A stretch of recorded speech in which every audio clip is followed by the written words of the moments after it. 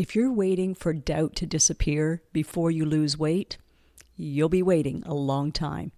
I'm Clarenda Price, former nurse, certified life and weight coach, and host of the Feel Light Mind and Body podcast. I help women reduce stress, lose weight, and actually feel more like themselves in a way that lasts. Welcome to episode 160.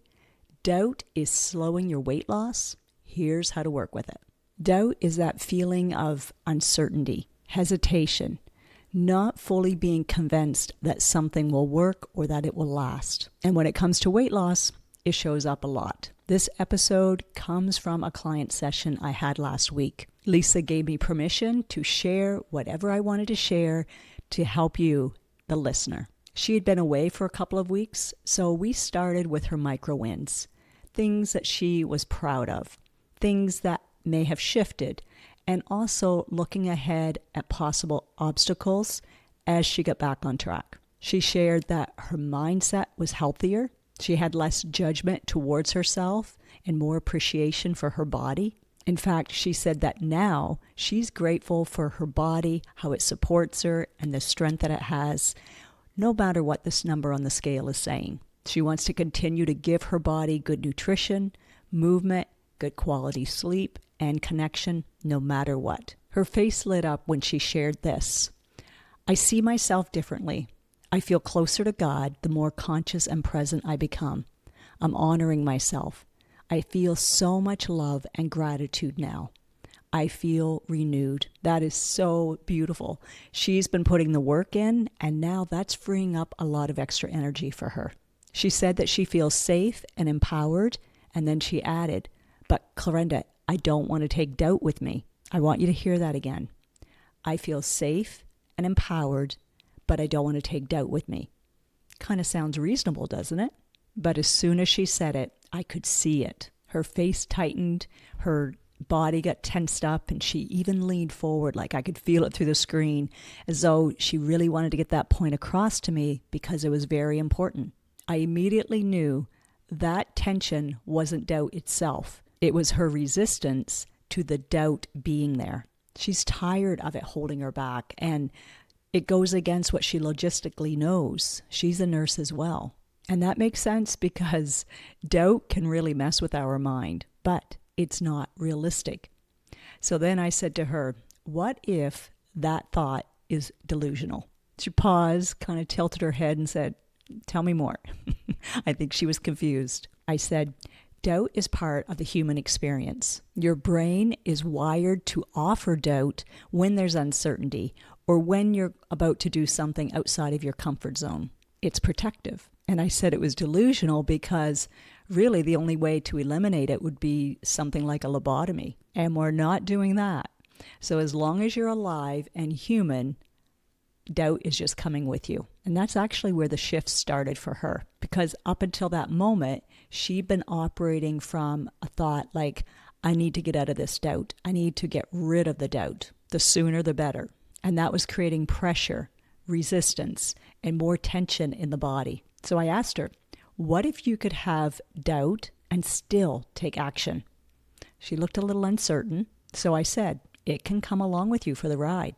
Just think of it like carrying that heavy purse with you. It can be heavy, maybe a little uncomfortable, and you still can do what you said you were going to do. I could see her leaning in. I knew this was something different that she probably hadn't heard before. And you probably know that feeling when just something hits you and you're like, get your attention. I'm going to consider this. I hope you're considering this as you listen to this. Because when you accept that doubt isn't going anywhere, you stop waiting and you just start. It brings relief just knowing that you're not alone. Others have doubt, and it's very normal. How empowering is that to know that you don't have to keep delaying your life. You can start creating it, doubt and all. We stayed with it for a bit, just working through the charge around it. And she said she felt more empowered seeing it this way instead of fighting it. Because what we resist persists. It just tends to stick around. It keeps showing up as a problem when it doesn't have to. Doubt can actually be useful. It can help you make better decisions when things feel uncertain. Even people who are very successful, they're consistent. they have results, they all still have doubt. They also have desire and belief. So while doubt is part of the equation, they just don't focus on it. And if you think about it, determination can be powerful, but it can push you too far in one direction. It can blind you to risk, or it can take you out of alignment with what you truly value. So doubt creates a pause, an opportunity to check in. When I feel it rising, I first ask what it's trying to tell me. And I also ask, is this still aligned with my values? For example, my value for family. You might be so determined to reach that goal that you override everything else. Doubt can be useful in slowing you down, just to give you an opportunity to say, is this how I want to do this? If we removed doubt completely, we'd miss out on that. We'd miss the opportunity to refine, to adjust, to set ourselves up for long-term success. Doubt can have us rethinking our vision and our ability to reach it. So what we do with that doubt matters. Get curious about it. Use it. Ask yourself, what would best support me in this area that I'm having doubt? Give that to yourself. That's true self-care. And then just keep moving. That's very different from just sitting in it. So what if you just expected doubt to be there, but you didn't let it run the show? You didn't try to silence it, and you stopped fighting it. What if you listened for a moment to see if there's anything useful before deciding? Sometimes it's valid, and sometimes it's just an old pattern. Either way, you're still the one driving. Now, I get that in the moment, it feels easier to make a decision sometimes than to stay in indecision. We are meant to be decisive if we want to evolve. So that's why I encourage my clients to plan ahead. Things like what you're going to eat, what your activity is going to be, and what rest looks like for you. We work with one day ahead. Some like to plan farther than that, but one day is good as well. How does that help?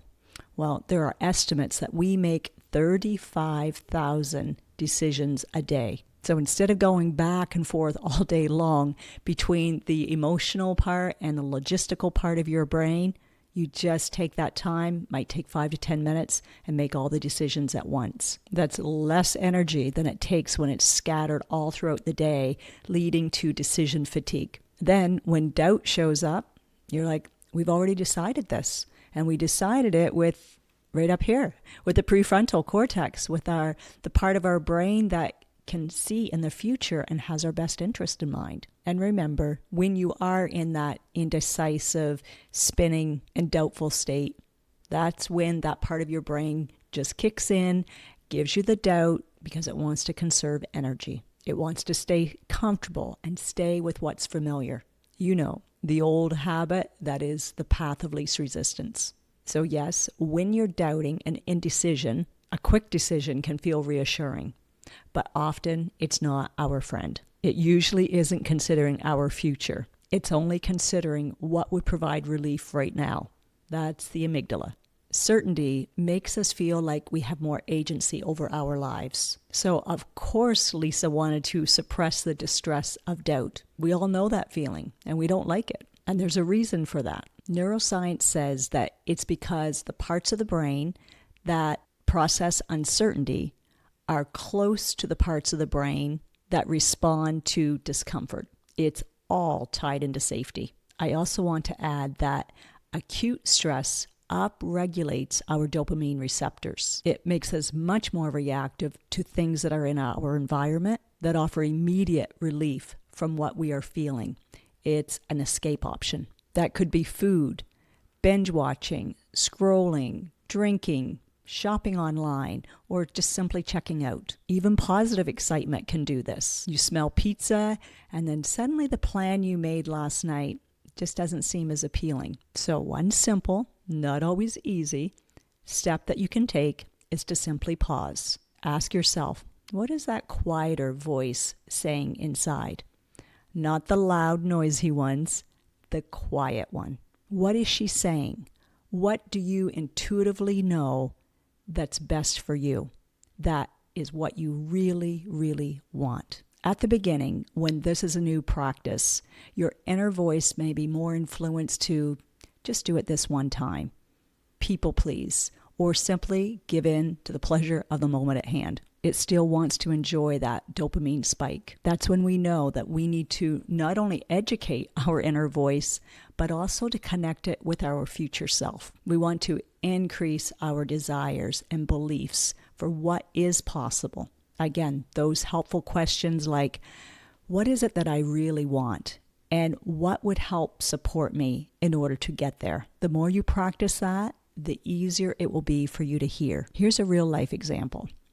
Think about planning a trip. If you just planned from a few pictures and posts online and started booking everything, you could be a bit at risk. Doubt would be helpful then. It could be your best friend. It would slow you down enough to gather more information. When we were planning our trip to South Africa, I had most everything mapped out. Our lodging, excursions, the routes we were going to take, the Airbnbs we were staying at, but I was hesitating on the flights. And I'm glad there was that hesitation. That's when doubt came in. And instead of ignoring it, I leaned in and I was able to talk with a couple from South Africa. Both were doctors that I knew.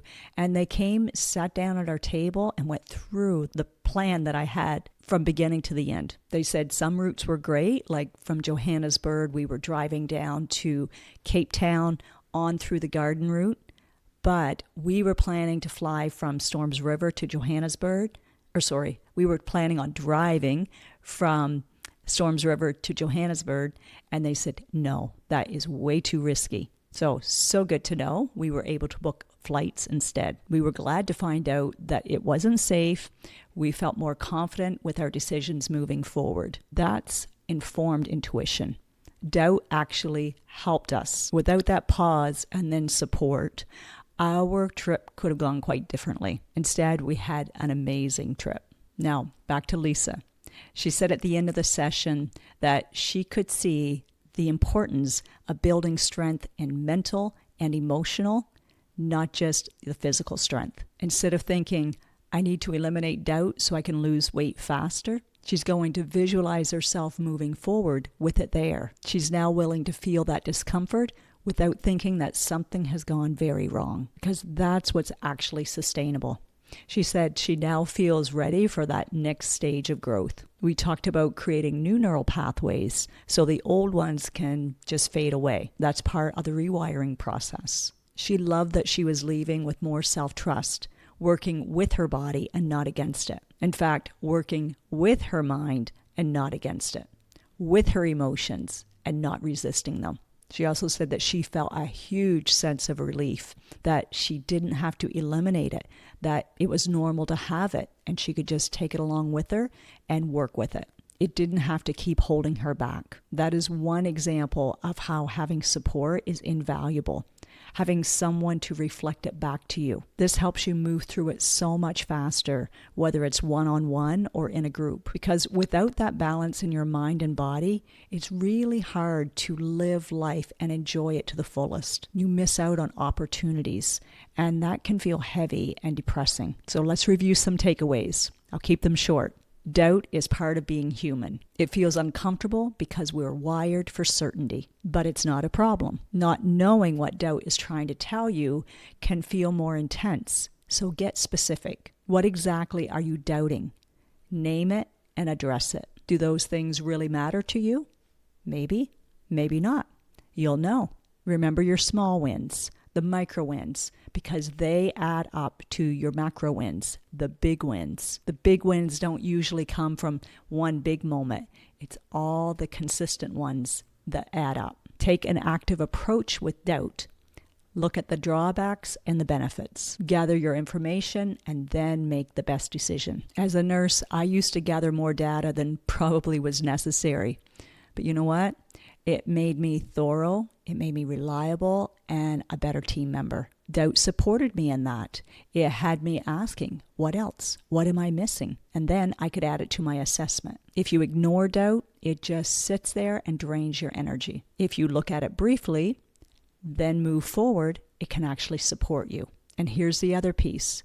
You can be doing all the right things, but if your nervous system is in a constant stress state, your body is going to hold on. That sympathetic cortisol-driven state, That's simply safety. When your system feels safer, more regulated, then it will release mentally, emotionally, and physically. I've experienced that myself, and so have my clients. The Feel Light Mind and Body approach feels different for a reason. So if this connected with you, or even just started to shift something, share it with someone. You might be the only link they have to hearing this. And if you're wondering what your next step should be, I offer complimentary 20-minute consults every month. We'll look at where you are now, what's getting in the way, and where you want to go. And whether we work together or not, you'll leave the session feeling clear. I'll drop the link in the show notes. All right. How about you do something today, even if it's one action step, towards something that you've been wanting to do, but doubt has been holding you back. Maybe you've been hesitating or putting it off. Choose something that will require you to put doubt in the back seat, or at least in the passenger side. And if you do so, let me know so I can celebrate with you.